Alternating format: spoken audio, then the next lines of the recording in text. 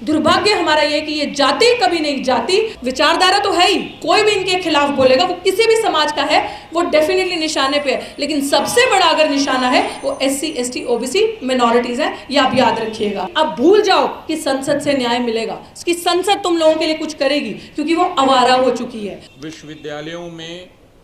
अध्यापकों का चुनाव पारदर्शी तरीके से नहीं होगा और योग्यता के आधार पर नहीं होगा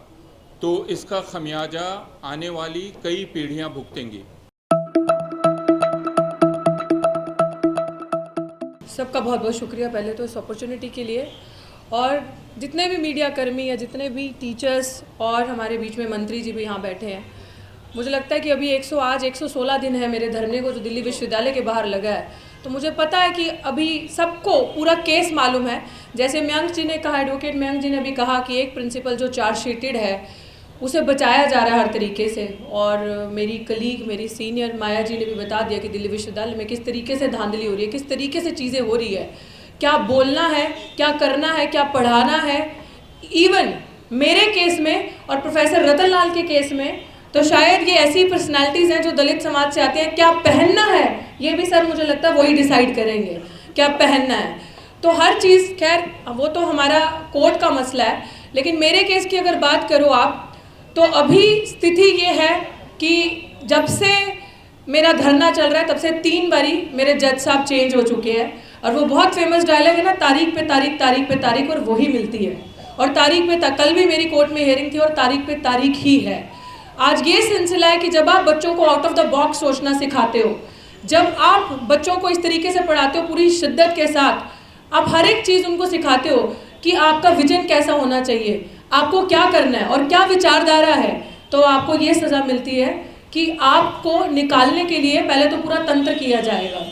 लेकिन हम जैसे लोग जो सब कुछ सह रहे हैं यूनिवर्सिटी में रह के, और हमने अपने प्रोफेसर्स को देखा, क्योंकि हम इन लोगों से सीख के, आई थिंक मेरे मुंह में तो ज़ुबान और मुझे तो बोलना, पढ़ाना और पढ़ना भी मैंने प्रोफेसर रतन लाल को देख के ही किया है। और मैं आपको ये चीज़ इसलिए बता रही हूँ क्योंकि आज आप लोग यहाँ कवर कर रहे हो, आप लोगों के बच्चे कल उस यूनिवर्सिटी में आएंगे जिसमें हमारा ये हाल हुआ है। जब मुझे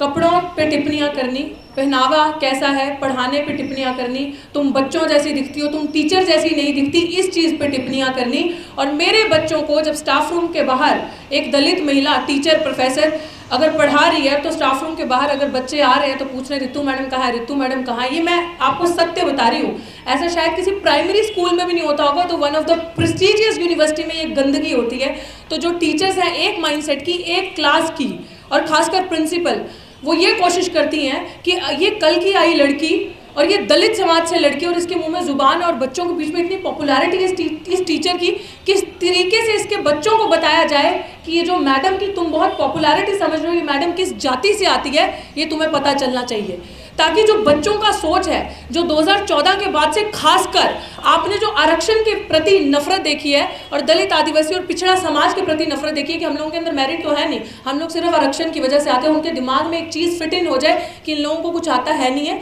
और ये तो इस कैटेगरी से है। ये मेरी प्रिंसिपल ने मेरे सामने एक बारी नहीं, बहुत सारे इंसिडेंसेस में मेरे बच्चों को, मेरे बाकी क्लीग्स को, मेरे कलीग्स से मुझे ये मैसेज पहुंचाना कि आवाज़ बंद कर लो वरना बहुत गलत होगा तुम्हारे साथ। जब मुझे इन सारी चीज़ों का फ़र्क नहीं पड़ा तो आप सोचिए कि एक प्रिंसिपल, मैं तो आज कहूँगी कि ये गुंडाई व्यवहार की ऐसी महिलाएं, क्रिमिनल, खैर इनका तो बहुत पहले ही बहुत कुछ हो जाना चाहिए था, लेकिन जब उनको लगा कि इस लड़की को कोई फ़र्क नहीं पड़ रहा, तो ड्यूरिंग कोविड, जितने भी प्रोफेसर्स मेरे यहाँ बैठे हैं, मैं आप सबको ये चीज़ बता दूँ कि कोविड के दौरान आप सबको पता है कि MHRD की स्ट्रिक्ट गाइडलाइंस थी, सेटल लॉ जिसे हम कहते हैं, कि यू कैन नॉट रिप्लेस और remove ad hoc with another ad hoc. उस टाइम पे मुझे रिप्लेस किया गया, रिमूव किया गया, और मेरी पोस्ट को एडवर्टाइज करके इंटरव्यू रखा गया। तो मैंने कोर्ट का सहारा लिया। कोर्ट का जब सहारा लिया तो कोर्ट में आप सबको पता है कि एक फर्जी जो चिट्ठी लगाई गई, उस एक्शन को जस्टिफाई करने के लिए कि अब निकाल तो दिया, अब कोर्ट तो नहीं सुनेगा ना आपकी बात कि आपने किस चीज़ में निकाला, without memo, without show cause notice, without complaints. तो वो जो एक झूठी चिट्ठी लगाई और झूठे 35 बच्चों के सिग्नेचर्स, जब हम कोर्ट में भी जो हमारा मैटर चला, जब सर्विस मैटर से जब वो दस्तावेज पकड़े गए तो वो क्रिमिनल मैटर बना, वो स्टोरी सब आपको पता है। जब क्रिमिनल मैटर बना तो SC/ST एक्ट के अंदर FIR दर्ज हुई। आज ये स्थिति है कि SC/ST एक्ट के अंदर FIR तो हुई, दिल्ली विश्वविद्यालय का 100 साल का इतिहास हो चुका है, पहली प्रिंसिपल पे FIR हुई है। और मेरे केस में साथियों ये जानना जरूरी है, there is also a big fish in the pond, that is registrar. Same FIR registrar पे भी है, क्योंकि दोनों ने मेरे खिलाफ फर्जी दस्तावेज बना के, कॉन्स्टिट्यूशनल बॉडी है हमारी SC कमीशन, वहां पे भी यूज किए। तो स्थिति ये है कि अगर आवाज बंद करनी है तो किसी भी हद तक ये जाएंगे।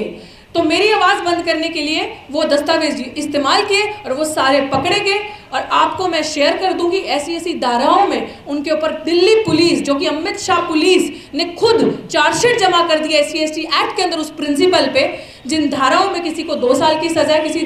धारा में 7 साल की सजा है। लेकिन दुर्भाग्य हमारा ये कि ये जाति कभी नहीं जाती और ये सिस्टम इतना करप्ट हो चुका है कि आज भी सिर्फ कि वो उस संघ से है जो आज राज कर रहा है यूनिवर्सिटी के अंदर, उनकी विचारधारा आज राज कर रही है यूनिवर्सिटी के अंदर, इसीलिए एक क्रिमिनल को प्रोटेक्ट किया जा रहा है। और ये आपको बताना क्यों जरूरी है। ठीक वहाँ पे प्रोफेसर रतन लाल बैठे हैं, मैं बार बार ये चीज़ कहती हूँ कि आपने कभी उनकी पब्लिकेशंस देखी हैं, कि आपने नंबर ऑफ बुक्स जो उन्होंने पब्लिश की हैं देखी हैं। ठीक ऐसे ही डॉक्टर सविता रॉय, जो कि अपने आप को BJP और संघ की बताती हैं, वो भी प्रोफेसर हैं और ये भी प्रोफेसर हैं। मेरे को धरने पे क्यों बैठना पड़ा साथियों, आज 116 दिन हो गए, बार बार बता रही हूँ, सिर्फ इसलिए कि वो एक प्रोफेसर यूनिवर्सिटी के अंदर, सविता रॉय और ये रतन लाल प्रोफेसर, जब इन पे एक फर्जी मुद्दे पे FIR की जाती है और वो पूरे षड्यंत्र के तहत फर्जी मुद्दे पे FIR की जाती है, और जब ये प्रमोशन के लिए जाते हैं और वही यूनिवर्सिटी, वही कॉलेज इनको कहता है कि आपको प्रमोशन नहीं दिया जाएगा क्योंकि आपके ऊपर FIR है। FIR कोर्ट में मैं भी थी जब इनका केस चल रहा था, जज भी हंस रहा था, लोग सुन के कि ये कोई मुद्दा है जिस पे FIR है, और इनका प्रमोशन रोका और इनको बाहर जाने के लिए, फॉरेन में जाना था अपना पेपर प्रेजेंट करने के लिए, वहां रोका। और उसी कॉलेज की दूसरी professor criminal Savita Roy, Daulatram college की प्रिंसिपल, उसको ऊपर SC/ST स्पेशल एक्ट जो इसमें चार्जशीट है, लेकिन वो अभी भी कार्यरत है, अभी भी पे एंड पर्क्स उस कुर्सी पे बैठ के सब ले रही है, और ये हाल। और तीसरी कड़ी में आते हैं हमारे प्रोफेसर लक्ष्मण यादव, मुझे बताने की ज़रूरत नहीं है, आप सब समझ सकते हो उनके अंदर जो प्रतिभा है, जो टैलेंट है। मुझे नहीं लगता कि मुझे बताकर, मुझे लगता है कि मैं बहुत छोटा कर दूंगी उस चीज़ को। ये वही है कि जिसके मुंह में जुबान है उसके साथ यही किया जाएगा, और यही हो रहा है यूनिवर्सिटी में। शायद हम लोग सामने आए हैं, लड़ रहे हैं सिर्फ इसलिए, और आज आई थिंक ये प्रेस कॉन्फ्रेंस भी आज इसलिए कि कब तक आखिर कब तक ये हेजमनी, ये चीज़, ये पितृसत्ता, ये क्रिमिनल माइंडसेट के लोग एक विचारधारा के लोगों को, मूर्खों की जमात को इकट्ठा करके यूनिवर्सिटी में रखेंगे, और जिनके अंदर टैलेंट है, पोटेंशियल है, उनको गिनती से बाहर किया जाएगा। और असली टारगेट विचारधारा तो है ही, कोई भी इनके खिलाफ बोलेगा, वो किसी भी समाज का है, वो डेफिनेटली निशाने पे है, लेकिन सबसे बड़ा अगर निशाना है वो SC/ST OBC मिनॉरिटीज है, ये आप याद रखिएगा। और यही चीज़ जो लक्ष्मण यादव के साथ हुई, 14 साल की पढ़ाई 14 मिनट में डिसाइड किया गया। और अगर मैं यहाँ इस मंच के माध्यम से ये भी बोलना चाहती हूँ कि किसी को अगर ये गलतफहमी है कि उनको तो बहुत सिस्टमैटिक तरीके से निकाल दिया ना, कि एक इंटरव्यू किया और लक्ष्मण यादव जी को निकाल दिया और ये तथ्य और ये दे दिया, और ये क्रिमिनल्स क्या कहते हैं, अजी हमने तो एक OBC को हटा के OBC ही रखा ना, हमने डॉक्टर रितु की जगह एक SC को हटा के SC ही रखा ना। नो, ये सत्य नहीं है, ये क्रिमिनल माइंडसेट है, ये क्रिमिनल केस है, कोई मॉरल ग्राउंड्स भी होते हैं किसी चीज़ की, ये इसके ऊपर अगर आप कार्रवाई करोगे तो अंदर से बहुत चीज़ें अनफोल्ड होंगी, और हम उसके लिए तैयार हैं। और मुझे लगता है ये लड़ाई सड़क से संसद तक जाएगी। और अभी हाल ही में मैं अपनी बात खत्म करूंगी, हमारे बीच में जब सांसद साहब मनोज झा जी हमारे प्रोटेस्ट पे आए थे कुछ 4 दिन पहले, तो उन्होंने ये बात बहुत अच्छे तरीके से कही थी कि अब भूल जाओ कि संसद से न्याय मिलेगा, कि संसद तुम लोगों के लिए कुछ करेगी, क्योंकि वो आवारा हो चुकी है। तो तुम्हें लड़ाई अगर लड़नी है तो रोड, सड़क इज ओनली ऑप्शन। तो आप सब भी तैयारी कर लीजिए, हमने अपनी कमर बांधी है। तो I think sir you live long, I just took your name, जय भीम सर। तो मुझे लगता है कि हमारी लड़ाई की बारी आ चुकी है, कि अब वो वक्त आ चुका है कि संसद अगर आवारा है तो सड़कें सुनसान नहीं रहनी चाहिए। मेरे साथी लक्ष्मण से मैं कहूंगी, और प्रोफेसर रतन लाल सर भी बैठे हैं, मनोज झा जी हैं, सबको मैं कहूंगी कि हम तैयार हैं। 116 दिन से लड़ाई लड़ रही हूँ, ये 3 डिजिट्स है, ट्रिपल डिजिट, अगर ये 4 में भी बदल जाए तो भी 1 इंच भी पीछे नहीं हटूंगी। इसी तरीके से अपनी लड़ाई लड़ूंगी जब तक ये क्रिमिनल्स अपने सही घर नहीं पहुंच जाए, जो कि सलाखों के पीछे है। शुक्रिया, जय। शिक्षा व्यवस्था को 3 तरह से नष्ट किया जा सकता है। एक है कि आप पाठ्यक्रम और पाठ्यचर्या को पूरी तरह से नियंत्रित कर लें और उसको केंद्रीकृत कर लें। आमतौर पर दुनिया भर के जो श्रेष्ठ विश्वविद्यालय हैं उनका नियम यह है कि वहाँ पाठ्यचर्या और पाठ्यक्रम अलग अलग विश्वविद्यालय के अलग अलग विभाग के शिक्षक स्वयं बनाते हैं, लेकिन यदि वह एक जगह से भेजा जा रहा है तो इसका मतलब विश्वविद्यालयों की स्वायत्तता समाप्त हो जाएगी और शिक्षक की स्वायत्तता भी समाप्त हो जाएगी। तो पहली चीज़ तो हम यह देख रहे हैं जिससे विश्वविद्यालयों को काबू किया जा रहा है। दूसरी चीज़ है अध्यापक किस प्रकार आएंगे, शिक्षक किस प्रकार आएंगे, उसको नियंत्रित करना। और अभी हमारा चिंता का विषय जो आज खासकर हम लोग बैठे हुए हैं वह है, अलावा इसके कि यह जो एक मांग पत्र है, नंदिता जी ने बात की और बाकी सारे लोग इस पर बात करेंगे, लेकिन एक अध्यापक के रूप में मेरी चिंता यह है कि यदि विश्वविद्यालयों में अध्यापकों का चुनाव पारदर्शी तरीके से नहीं होगा और योग्यता के आधार पर नहीं होगा तो इसका खमियाजा आने वाली कई पीढ़ियां भुगतेंगी। कम से कम 30 साल 40 साल आज बहाल किए हुए अध्यापक रहने वाले हैं, वे अध्यापक अगले अध्यापकों की बहाली करेंगे तो आज जो उनकी अपनी गुणवत्ता है हम मान सकते हैं कि उससे कम गुणवत्ता वाले लोगों की बहाली वे करेंगे, क्योंकि वे स्वयं असुरक्षित होंगे। इसके ब्यौरे बहुत दिए जा चुके हैं, किसी पर निजी टिप्पणी करने की आवश्यकता नहीं है। असल बात प्रक्रिया की है और वह प्रक्रियागत प्रश्न उठाए गए हैं। एक तो यह कि योग्यता का पैमाना क्या है, दूसरे यह कि चयन समितियों को चुनने का पैमाना क्या है, उसमें पारदर्शिता कहाँ है, तीसरे यह कि क्या इंटरव्यू में जो कुछ हो रहा है उसी पर 100% फैसला होगा, 100% फैसला होगा, यह मसला है। अगर इंटरव्यू पर आप 100% नंबर दे देंगे, 100 के 100 नंबर दे देंगे, तो इसका मतलब यह है कि अंदर जो 5 लोग बैठे हैं, 8 लोग बैठे हैं, वे 2 मिनट 3 मिनट में किसी के बारे में फैसला कर रहे हैं।